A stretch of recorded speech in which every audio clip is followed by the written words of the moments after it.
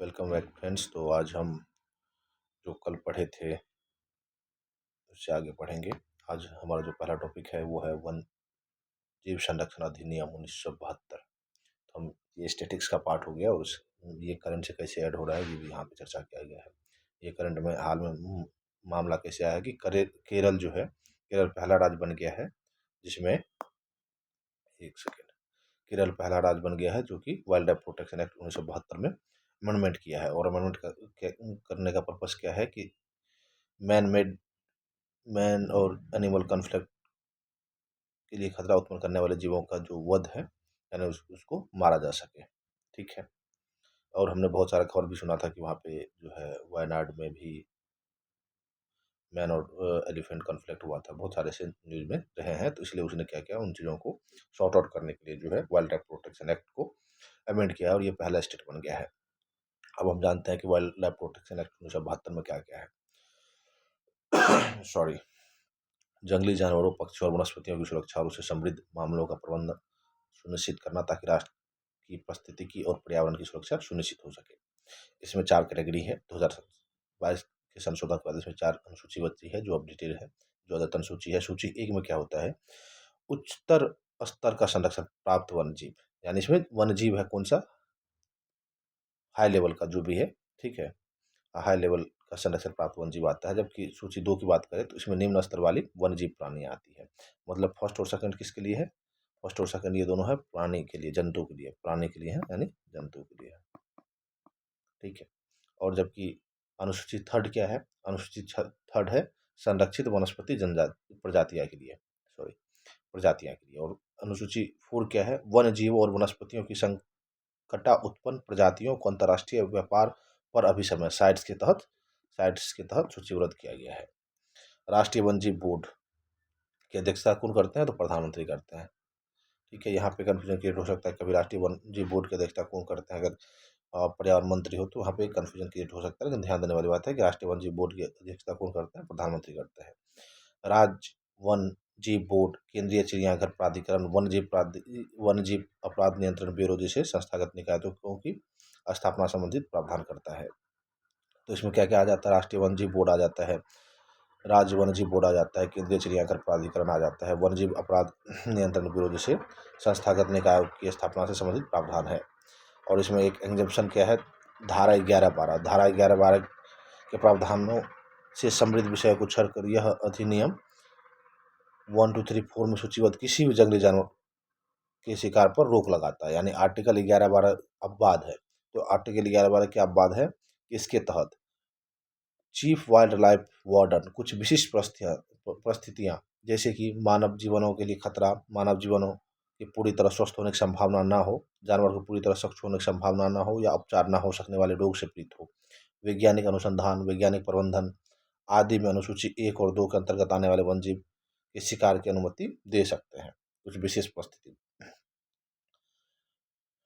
धारा 11 कुछ मामले में विशेष उद्देश्यों के लिए जंगली जानवरों की शिकार की अनुमति दे सकते हैं। कहने का मतलब ये है कि वाइल्ड लाइफ प्रोटेक्शन एक्ट जो है 1972 के तहत शिकार को प्रतिबंधित किया गया है जिस पे संकट है, जिस जानवर पे।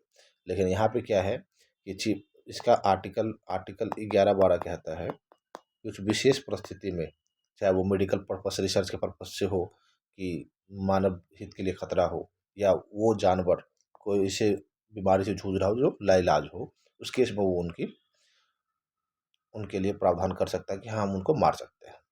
ठीक है। वन जीवों और उनके पर्यावासों की सुरक्षा के लिए क्षेत्रों को राष्ट्रीय उद्यान, वन जीव अभयारण्य, संरक्षण रिजर्व और सामुदायिक रिजर्व के रूप में घोषित करने का प्रावधान करता है। अनुसूची वन के वन जीवों का स्थानांतरण के लिए केंद्र सरकार, अगर वो लिस्ट फर्स्ट से है तो कौन लेके आएगी, केंद्र सरकार। अब बाकी किसी अन्य वन जीव के लिए राज्य सरकार से पूर्वानुमति प्राप्त करना अनिवार्य है। अगर हम उसका स्थानांतरण करते हैं, प्लेस चेंज करते हैं, तो अगर वो शेड्यूल्ड वन का है तो केंद्र सरकार परमिशन देगी, बाकी की राज्य सरकार से पूर्व अनुमति लेनी पड़ेगी, पहले अनुमति लेनी पड़ेगी। यदि सुरक्षा संबंधी मुद्दे या दुर्घटना होती है तब पर्यावरण, वन और जलवायु परिवर्तन मंत्रालय अनुमति को रद्द करने का अधिकार सुरक्षित रखता है। अगर कुछ भी उस बीच में इमरजेंसी सिचुएशन होता है तो पर्यावरण, वन और जलवायु परिवर्तन मंत्रालय द्वारा उसे रद्द किया जा सकता है।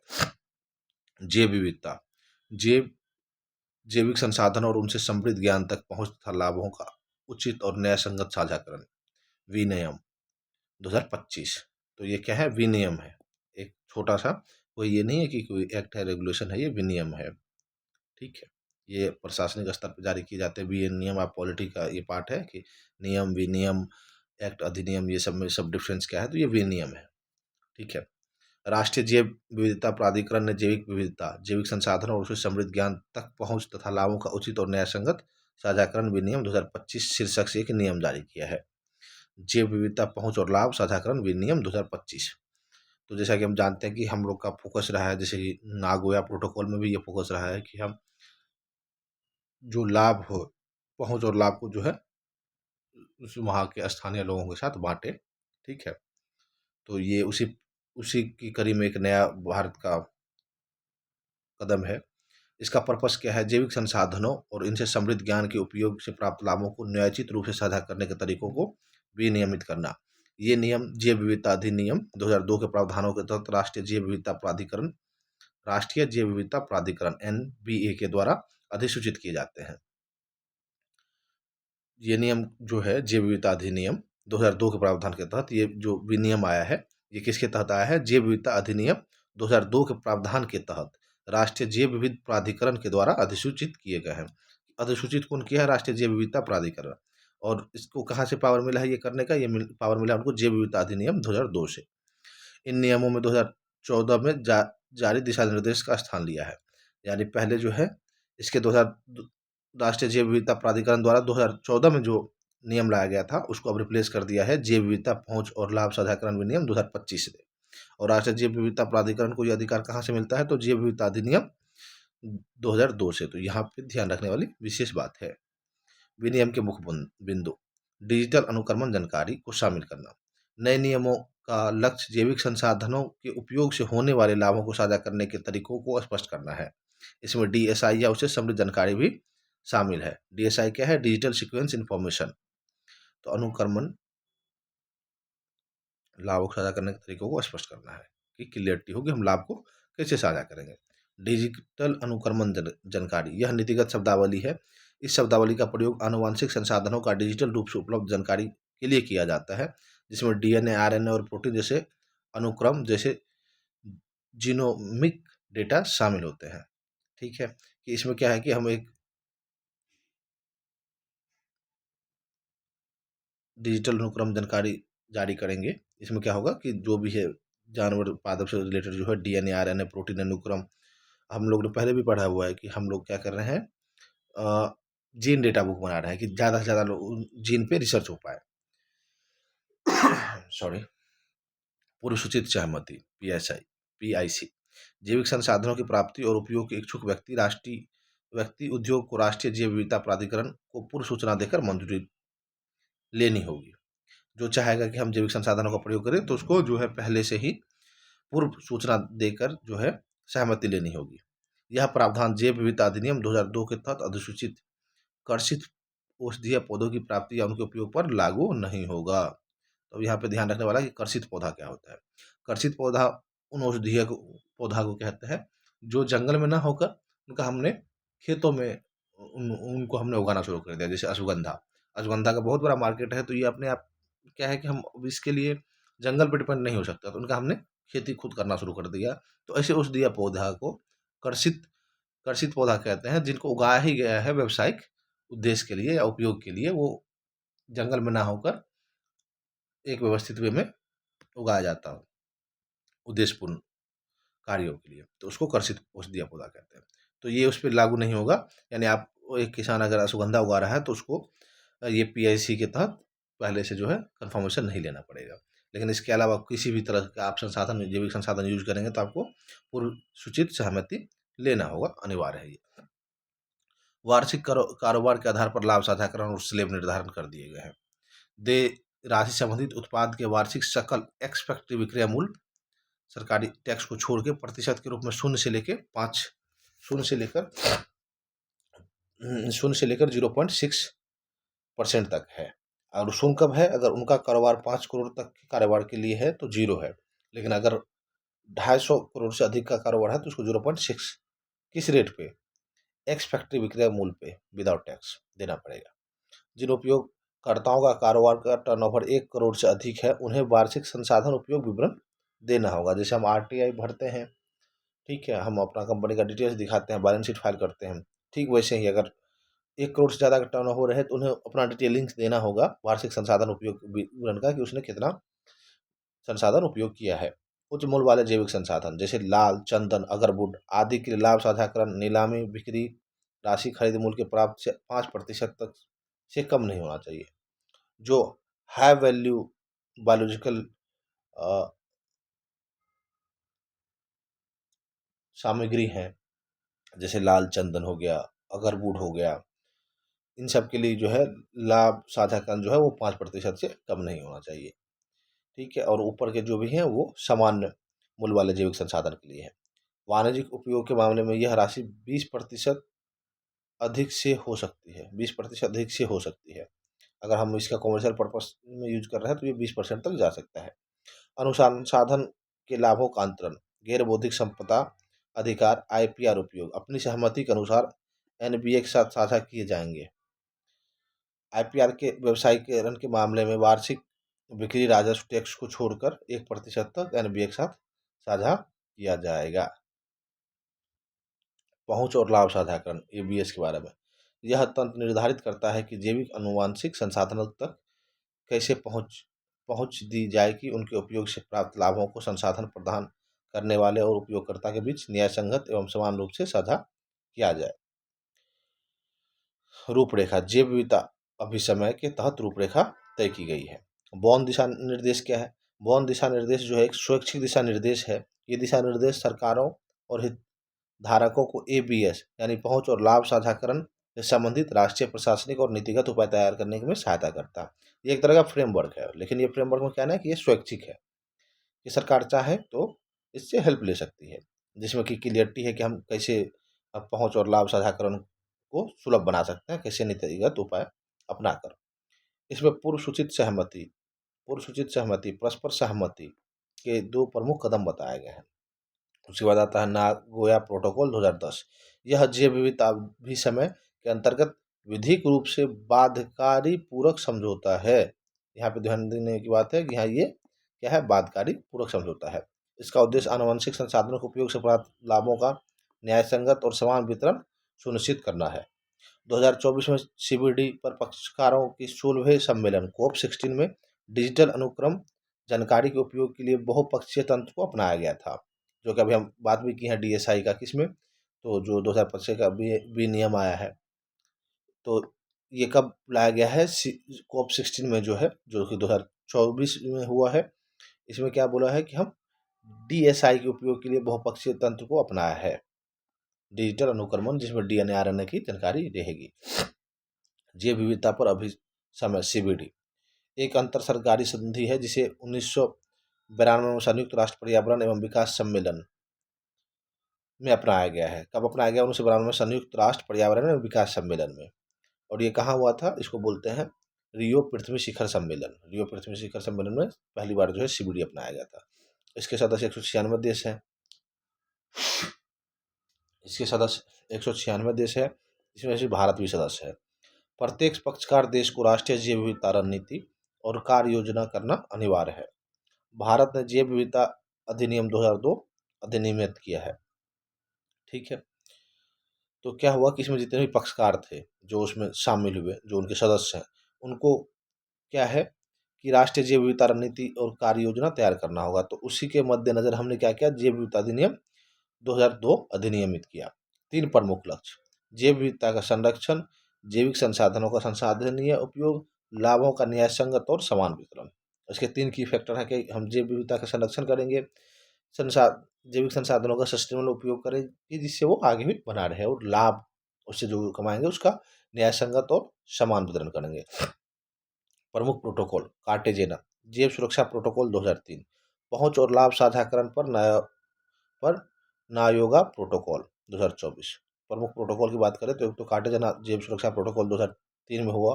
उसके बाद पहुंच और लाभ साझाकरण पर नागोया प्रोटोकॉल 2014 में हुआ।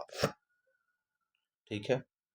उसके बाद पहुंच और लाभ साझाकरण एबीएस पर भारत की विधिक रूपरेखा। जैव विविधता अधिनियम 2002 को जैविक विविधता अभिसमय सीबीडी के प्रति भारत की प्रतिबद्धताओं को पूरा करने के लिए लागू किया गया। उसका उद्देश्य मुख्य जैव विविधता का संरक्षण करना और इसके घटकों के संधारणीय उपयोग को सुनिश्चित करना है। संधारणीय उपयोग को सुनिश्चित करना है।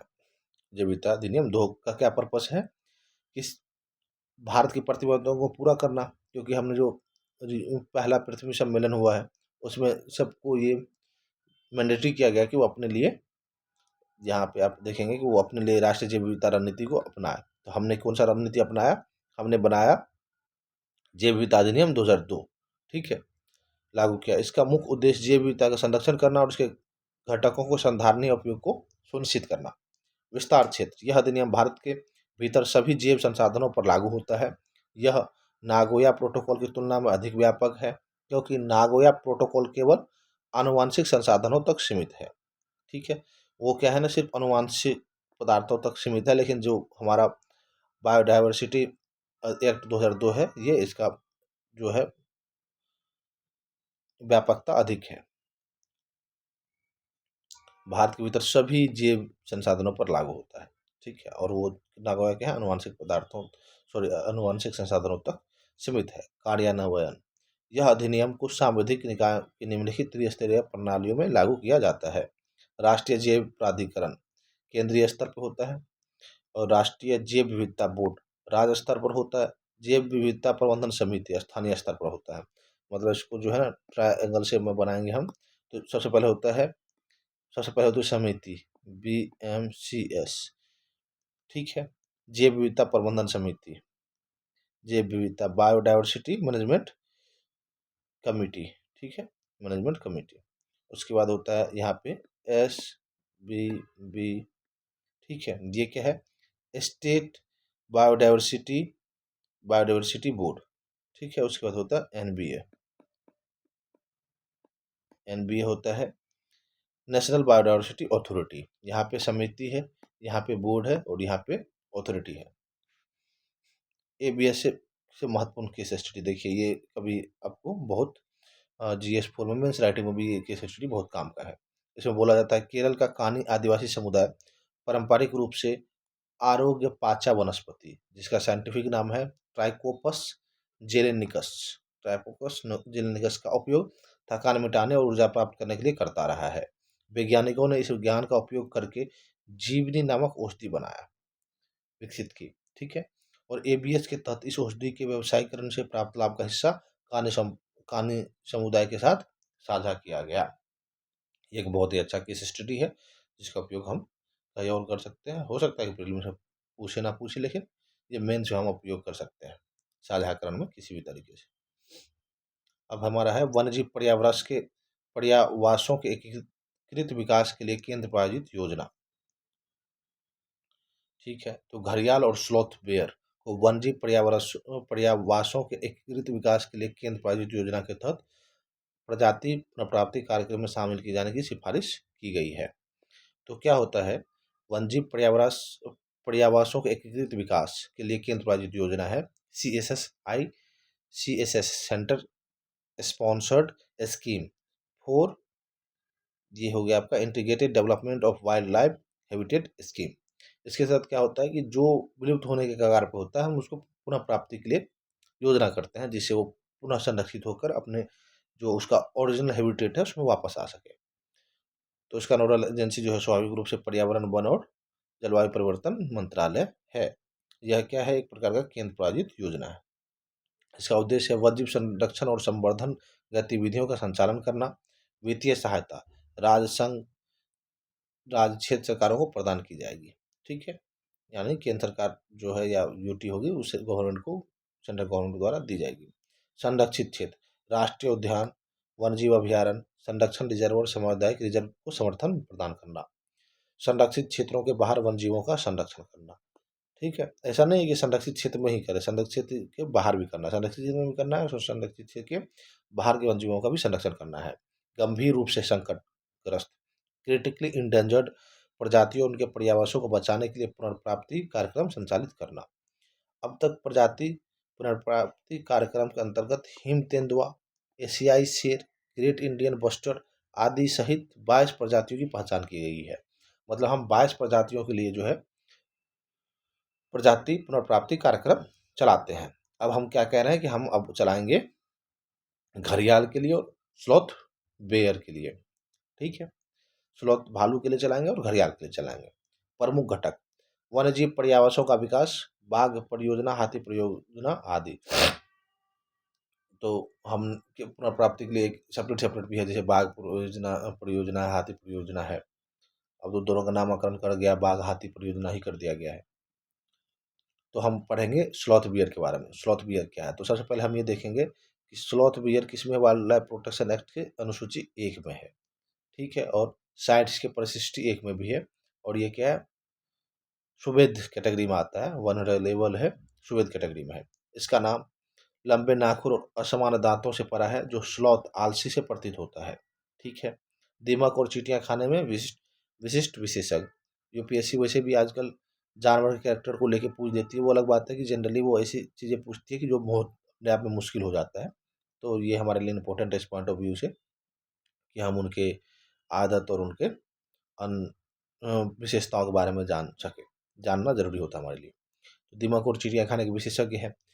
अन्य भालू प्रजाति के विपरीत शीत निंद्रा नहीं करता है। ये शीत निंदा नहीं करता, हाइबरनेट नहीं करता है। ठीक है, बाकी अन्य जितने भी भालू प्रजाति हैं वो शीत निंदा करता है। एकाकी मतलब अकेला रहना ज़्यादा पसंद करता है। अधिकांशतः रात्रिचर, नॉक्टिकल, फुर्तीला तथा भारतीय उपमहाद्वीप की सबसे आक्रामक प्रजातियों प्राणियों में से एक माना जाता है। ये अकेला रहना पसंद करते हैं, नॉक्टिकल हैं मोस्टली, फुर्तीला है तथा भारतीय उपमहाद्वीप में सबसे आक्रामक प्राणियों में से एक माना जाता है। अब ये नहीं है कि इसका नाम स्लॉथ रख दिया। स्लॉथ तो हमने लुक की वजह से नाम रखा, लेकिन ये फुर्तीला है, ये ध्यान रखने वाली बात है। ठीक है, अब है वन और घास के मैदान। ये कहाँ, इसका कहाँ कहाँ पर्यावास है, कहाँ कहाँ इसका हैबिटेट है। तो भारत, नेपाल और श्रीलंका के वन और घास के मैदान में ये है। और ये भारत, नेपाल और श्रीलंका का जो है देश यानी इंडेमिक स्पीसीज है। और इसमें क्या हुआ कि पर्यावरण ह्रास, क्षरण, मानव वन्यजीव संघर्ष, वैश्विक आबादी, अब सिर्फ मात्र इसका जो है 20,000 के आसपास बचा है। तो इसीलिए हम चाह रहे हैं कि पुनर्प्राप्ति पुनर्प्राप्ति प्रोग्राम के तहत इसको जो है संरक्षित किया जाए। और इसके लिए हमने लेके आया है प्रोजेक्ट स्लॉथ बियर 2025, दारोजी दाराजू दारोजी स्लॉथ भालू अभ्यारण्य कर्नाटक। ठीक है, एशिया का पहला समर्पित स्लॉथ भालू अभ्यारण्य। तो इसके लिए हमने क्या किया है, 20,000 बचा है। इन सब देखते हुए हमने प्रोजेक्ट स्लॉथ बियर 2025 लागू किया है। और तो और दारोजी स्लॉथ भालू अभ्यारण्य भी स्थापित कर दिया है। कहाँ पे, कर्नाटक में इसको घोषित किया है। दाराजी स्लॉथ भालू अभ्यारण्य कर्नाटक को घोषित किया है। एशिया का पहला समर्पित स्लॉथ भालू अभ्यारण्य, एशिया का पहला है, दुनिया का नहीं। प्रोजेक्ट चीता। प्रोजेक्ट चीता तो बहुत हाईलाइट चीज़ें हैं। हम इससे पहले भी प्रोजेक्ट चीता के तहत बहुत सारे चीता बाहर से लेके आए हैं। अब क्या सुर्खियां में है, भारत और बोत्सवाना ने प्रोजेक्ट चीता के तहत 8 चीतों को भारत लाने की औपचारिक घोषणा की है, कि बोत्सवाना से 8 चीता जो है भारत लाया जाएगा।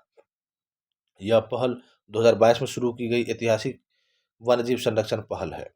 उद्देश्य 1940 से के दशक और 1954 दशक की शुरुआत, यानी ये भारत ने घोषित किया था कि 1954 में कि भाई अब हमारे यहाँ चीता नहीं है, विलुप्त हो चुके चीतों को भारत में फिर से लाना।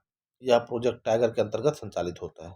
ठीक है, जिसे 2023-24 से प्रोजेक्ट टाइगर एंड एलिफेंट नाम दिया गया है। अब प्रोजेक्ट टाइगर का नाम क्या है, प्रोजेक्ट टाइगर एंड एलिफेंट साथ में ही है। ठीक है, और ये जो चीता लाया जाएगा ये प्रोजेक्ट टाइगर के अंतर्गत संचालित होता है। कुनो राष्ट्रीय उद्यान में अभी कितना है, 30 चीते हैं। कुनो राष्ट्रीय उद्यान में अभी 30 चीते हैं। कार्यान्वयन एजेंसी राष्ट्रीय बाघ संरक्षण प्राधिकरण, राष्ट्रीय बाघ संरक्षण प्राधिकरण ये कार्यान्वयन एजेंसी है। एनटीसीए केंद्रीय पर्यावरण, वन और जलवायु परिवर्तन मंत्रालय का अधीन एक सांविधिक निकाय है। इसका गठन 2006 में संशोधित वन्यजीव संरक्षण अधिनियम 1972 के प्रावधानों के तहत किया गया के तहत किया गया। एनटीसी केंद्रीय पर्यावरण, वन और जलवायु परिवर्तन मंत्रालय के अधीन एक सांविधिक निकाय है। और एनटीसी क्या है? राष्ट्रीय बाघ संरक्षण प्राधिकरण। ठीक है, इसका गठन कब किया गया है? इसका गठन किया गया है 2006 में संशोधित वन्य जीव संरक्षण अधिनियम, यानी दो वाइल्ड लाइफ प्रोटेक्शन 1972 को 2006 में अमेंड किया गया, और उसमें प्रावधान किया गया है कि एक एनटीसी या राष्ट्रीय बाघ संरक्षण प्राधिकरण होगा जो पूरा प्रोजेक्ट टाइगर को मॉनिटर करेगा। तकनीकी सहायता, इसको तकनीकी सहायता कौन देता है? एनटीसी है। इसको तकनीकी सहायता देता है भारतीय वन्यजीव संस्थान, भारतीय वन्यजीव संस्थान, wild life institute of India. ठीक है,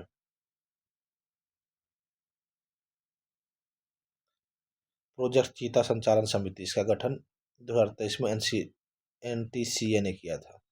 मतलब एनटीसीए जो बाघ राष्ट्रीय बाघ प्राधिकरण, राष्ट्रीय बाघ संरक्षण प्राधिकरण है, उसने प्रोजेक्ट चीता के लिए एक अलग से 2023 में प्रोजेक्ट चीता संचालन समिति का गठन किया गया है। यह प्रोजेक्ट के कार्यान्वयन, निगरानी व मूल्यांकन करता है और परामर्श देता है।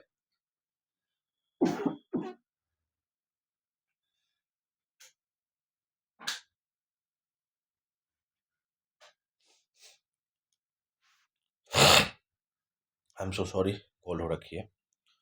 एनटीसीए ने किया था। ठीक है, पर्पस क्या है इसका? पर्पस है सुरक्षित पर्यावासों में चीतों की प्रजननशील समष्टि बसाना, खासतौर पर उन क्षेत्रों में जहां ये ऐतिहासिक रूप से पाए जाते थे।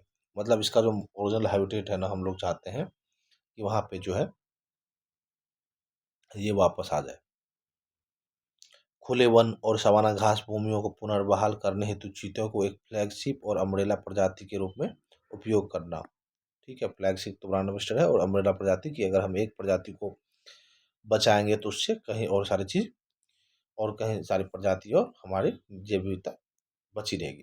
प्रोजेक्ट चीता को इको डेवलपमेंट और इको टूरिज्म के लिए भी उपयोग करना, ताकि स्थानीय समुदाय की आजीविका के अवसर को बढ़ाया जा सके। इको डेवलपमेंट और इको टूरिज्म के तहत, ताकि वहाँ पे जो है पर्यटन कार्य जो है, पर्यटकों की भीड़ ज़्यादा लगे, पर्यटक ज़्यादा जाएंगे तो स्वाभाविक सी बात है कि वहाँ के स्थानीय समुदाय का लाभ जो है और आजीविका जो है वो सुलभ होंगी। अब हमें यहाँ पे अंतर देखना है एशियाई चीता में और अफ्रीकी चीता में। ठीक है, तो हम यहाँ पे देख पा रहे हैं कि एशियाई चीता और अफ्रीकी चीता में क्या क्या अंतर है। अब मान लीजिए अफ्रीकी चीता है तो उसके लिए तो वाइल्ड लाइफ प्रोटेक्शन एक्ट होगा नहीं, तो हमारा जो वाइल्ड लाइफ प्रोटेक्शन एक्ट है वो एशियाई, हम इंडिया के चीता के लिए है। वो किस में है? सोचिए फर्स्ट में, और ये साइट्स फर्स्ट में आता है, और जो है ये क्रिटिकली इंडेंजर्ड है। ठीक है, क्रिटिकली इंडेंजर्ड है।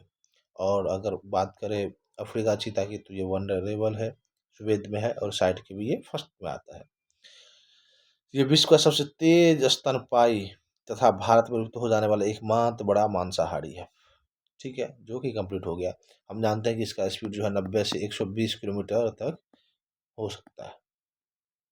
ठीक है, अन्य बड़ी बिल्लियां शेर, बाघ, तेंदुआ और जगुआर के विपरीत चीता दहाड़ नहीं सकता है। इनकी आवाज़, ये एक बार क्वेश्चन भी पूछा गया कि चीता दहाड़ नहीं पाता है। चीता एकदम बिल्ली की तरह म्याऊं म्याऊं जैसा साउंड निकलता है जब वो करता है। पर्यावास, एशियाई चीता केवल पूर्वी ईरान के शुष्क क्षेत्रों में पाया जाता है। भारत में इसे आधिकारिक रूप से 1952 में विलुप्त होने की घोषणा की है। तो 1954 में नहीं, 1952 में घोषणा की है। मुझे ध्यान में था कि 1954 में ऑफिशियली ये था, लेकिन ये गलत है। कब किया हमने? ऑफिशियली 1952 में, 1952। अब क्या कह रहे हैं? अफ्रीका चीता पूरे अफ्रीका की घास के मैदान, झाड़ीदार क्षेत्रों में, खुले वनों में पाया जाता है, विशेष रूप से बोत्सवाना, नामीबिया और दक्षिण अफ्रीका में। ठीक है, नामीबिया में चीतों की संख्या सबसे बड़ी पाई जाती है। वर्ल्ड में सबसे ज़्यादा चीता कहाँ है? नामीबिया में। और ये अफ्रीका चीता इसके अलावा कहाँ कहाँ मिलते हैं? बोत्सवाना में, दक्षिण अफ्रीका में, नामीबिया के अलावा। अब हम दूसरी बात कर रहे हैं गांधी सागर वन्य जीव अभयारण्य के बारे में। तो ये कहाँ पे है? पूर्व मध्य प्रदेश में अवस्थित है। यह क्षेत्र को निमाड़ क्षेत्र के नाम से जाना जाता है। वन का प्रकार क्या है? खटियार, गिर शुष्क पर्णपाती का भाग है। और यहाँ पे कौन सी नदी है? तो चंबल नदी है। हम लोग जानते हैं गांधी सागर वन्यजीव अभयारण्य जो है ना, गांधी सागर बांध के बैक वाटर पशु जल से घिरा हुआ है। ठीक है, और यहाँ पे अगर वृक्ष की बात करें तो यहाँ पे सलई है, कटधर है, धावड़ा है, तेंदू है, पलाश है, ये सब वृक्ष है। वन्यजीव की बात करें तो जंगली कुत्ते, चिंकारा, तेंदुआ, ऊदबिलाव, मगरमच्छ ये सब मिलते हैं। यह विश्व प्रसिद्ध चतुर्भुज नाला रॉक सेटर शिलाश्रय का हिस्सा है। तो क्या है कि यहाँ पे रॉक सेटर में क्या है, बहुत सारे चित्र वित्र बने हुए भीमबेटका, कोई कोई इसको भीमबेटका पद्धति से जोड़ते हैं कि ये भी उतना ही पुराना है। ये ध्यान रखने वाली बात है। सुर्खियों में किया है, टाइगर रिजर्व सुर्खियों में क्यों है? सर्वोच्च न्यायालय ने पर्यावरण निम्नीकरण, अनियंत्रित पर्यटन और कॉरिडोर विखंडन के कारण बढ़ते मानव वन्यजीव संघर्षों की समस्या से निपटने के लिए टाइगर रिजर्व के संरक्षण हेतु निर्देश जारी किए हैं। तो निर्देश क्या क्या है? टाइगर सफारी पर रोक, कहाँ कि कोर, उन्होंने कहा है, सुप्रीम कोर्ट ने कहा है कि कोर क्षेत्रों या निर्दिष्ट बाग गलियारों में किसी भी टाइगर सफारी की अनुमति नहीं होगी। मतलब जो कोर जोन है उसमें टाइगर सफारी नहीं होगी। और बफर जोन जो है, उससे लगे जो बफर जोन है वहाँ पे जो है इसकी अनुमति होगी। ठीक है, बफर जोन में स्थित गैर वन या अवक्रमित वन भूमि पर ही दी जाएगी। रात्रि पर्यटन, रात को जो है कोर महत्वपूर्ण बाग आवासों में रात्रि पर्यटन पर प्रतिबंध लगाया जाएगा। ये इंपॉर्टेंट पॉइंट है। निषिद्ध गतिविधियां, बफर या फ्रिंज क्षेत्रों में वाणिज्यिक खनन, प्रदूषणकारी उद्योग, प्रमुख जल विद्युत परियोजनाएं, विदेशी प्रजातियों का प्रवेश, कम ऊंचाई पर उड़ने वाले विमान या वाणिज्यिक जलावलकड़ी का दोहन पूर्णतः निषिद्ध रहेगा, जिससे कि उनके हैबिटेट को नुकसान ना पहुंचे। पारिस्थितिकी संवेदनशील क्षेत्र, सभी अभ्यारण्य को पर्यावरण संरक्षण अधिनियम 1986 के तहत पर्यावरण मंत्रालय ने 2018 में दिशा निर्देश के अनुसार पारिस्थितिकी रूप से संवेदनशील क्षेत्रों को अधिसूचित करना होगा। बाघ संरक्षण योजना, राज्यों को निर्धारित समय सीमा के भीतर बाघ संरक्षण योजना को तैयार संशोधित करना होगा। तो इन्होंने बोला है कि भाई कि जो है सुप्रीम कोर्ट ने बोला है कि पारिस्थितिकी रूप से संवेदनशील क्षेत्र को जो है राज्य सरकार को जो है अधिसूचित करना होगा और राज्यों को निर्धारित समय सीमा के भीतर बाघ संरक्षण योजना को तैयार व संशोधित करना होगा। जिसका तैयार है उसको संशोधित करना, जिसका संशोधित नहीं, जिसका नहीं बना है उसको जल्दी से जल्दी तैयार करना पड़ेगा। और 6 महीना के भीतर जो है ये क्षेत्र है तो इसको डिफाइन करना पड़ेगा, कौन सा बफर है, कौन सा कोर है। कोर और बफर क्षेत्रों को अधिसूचित किया जाना अनिवार्य है। प्राकृतिक आपदा का दर्जा, त्वरित राहत सुनिश्चित करने के लिए मानव वन्यजीव संघर्षों को प्राकृतिक आपदा का दर्जा दिया जाएगा। मानव वन्यजीव संघर्ष के कारण होने वाले मानव मृत्यु की स्थिति में 10 लाख की समान अनुग्रह राशि प्रदान की जाएगी। समन दिशा निर्देश, राष्ट्रीय बाघ संरक्षण प्राधिकरण द्वारा 6 महीने के भीतर मानव वन्यजीव संघर्षों का समन दिशा निर्देश का मसौदा तैयार किया जाएगा, जिसे सभी राज्यों द्वारा लागू किया जाना है। राष्ट्रीय बाघ संरक्षण प्राधिकरण द्वारा 6 महीने के भीतर मानव वन्यजीव संघर्ष समन दिशा निर्देश का मसौदा तैयार किया जाएगा, जिसे सभी राज्यों द्वारा लागू किया जाएगा। तो इस बीच में बहुत सारी घटनाएं बढ़ी, तमिलनाडु में घटना हुआ, केरल में तो बहुत सारा घटना हुआ। तो उसके मद्देनज़र सुप्रीम कोर्ट ने बोला है कि राष्ट्रीय बाघ संरक्षण प्राधिकरण जो है 6 महीने के भीतर मानव वन्यजीव संघर्ष, ह्यूमन वाइल्ड लाइफ कॉन्फ्लिक्ट को जो है कम करने के दिशा निर्देश का मसौदा तैयार करेगी कि हम इसको रिड्यूस कैसे कर सकते हैं, खत्म कैसे कर सकते हैं, इसके संबंध में दिशा निर्देश जारी करेगी, जिसे सभी राज्यों द्वारा लागू किया जाना है। अब टाइगर रिजर्व के बारे में, प्रोजेक्ट टाइगर कब लागू हुआ था? 1973 में। प्रोजेक्ट टाइगर कब लागू हुआ था? 1973 में। ठीक है, यह बाघों के दीर्घकालिक संरक्षण हेतु कानूनी रूप से संरक्षित क्षेत्र है। इसमें निम्नलिखित शामिल है। कोर क्षेत्र है, ये क्रिटिकल हैबिटेट है, यह पूर्णतः अनुलंघनीय क्षेत्र है। यहाँ किसी प्रकार के पर्यटन या व्यावसायिक गतिविधि की अनुमति नहीं होती है। बफर क्षेत्र क्या है? उससे लगा हुआ क्षेत्र। विनियमित पारिस्थितिकी विकास, यहाँ सीमित पर्यटन की अनुमति होती है। एनटीसीए द्वारा घोषित राष्ट्रीय नेशनल